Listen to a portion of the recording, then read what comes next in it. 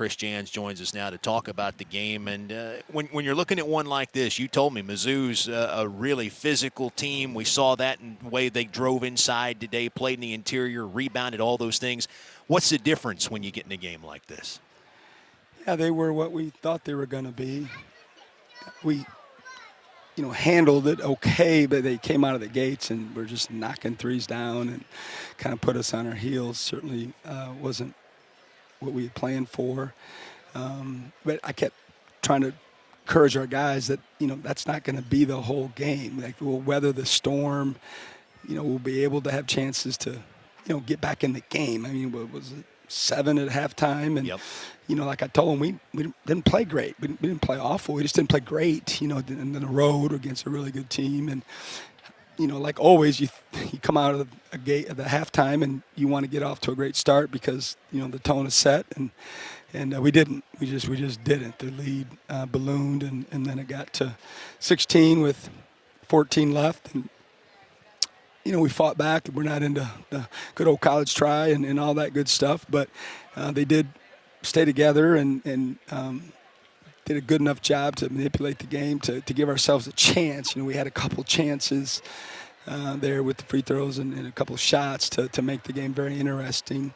Unfortunately, they just didn't go down, and we just didn't play well enough in certain stretches, and the lead was in the end, just proved to be too much. When you did climb back into it, though, you were stringing some stops together, too, in addition to coming down and getting to the free throw line, making shots. What was different defensively when you're getting those stops and then when they're getting to the free throw line or they're getting the ball in the paint? What's different there?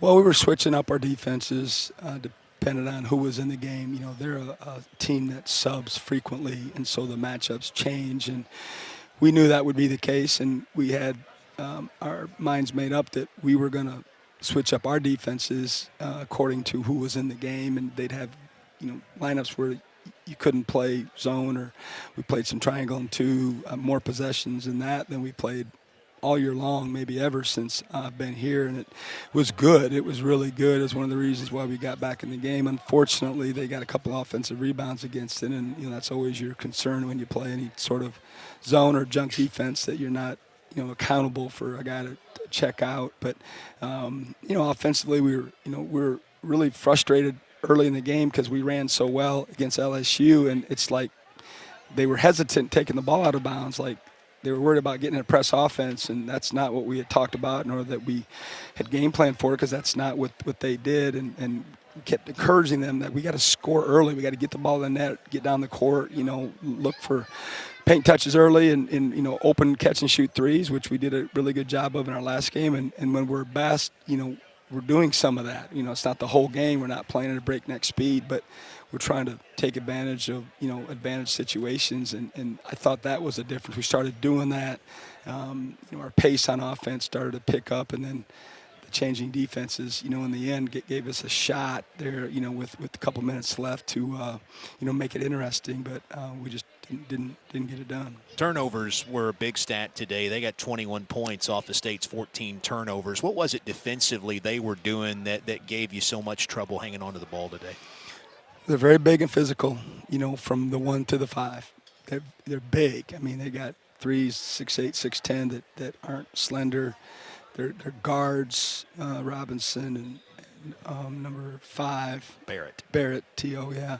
They're physical. They're physical, and we struggled with it a little bit. It's the first thing I told, the team. If you look at, the game stats, I mean, that was the thing that jumps out, right, is the difference in turnovers. It was 21-8 their favor, and everything else was in three points. Everything, second chance, bench, obviously we had a big advantage there, but paint, second chance, all that, fast breaks. It's just the turnovers, like you said, that was the first thing that we talked about. And we've been really good in the SEC up until the last 2 games.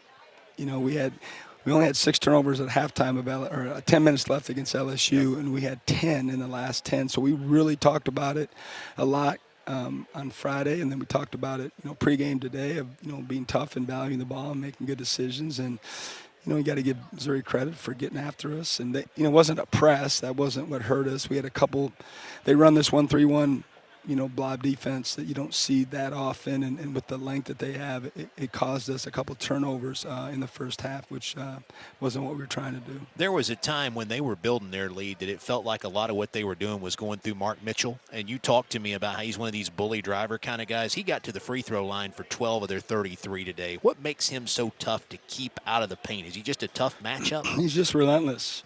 He's got a huge motor. He can hurt you in a lot of different ways. He had 19 on 14 shots, but he got to the line 12 times. And we tried different things, of doubling and different matchups. And he's just a really good player. I mean, he's an all-league level player, and he was a problem. We were talking about him as a staff a lot about, we've got to figure out a way to neutralize him, some way.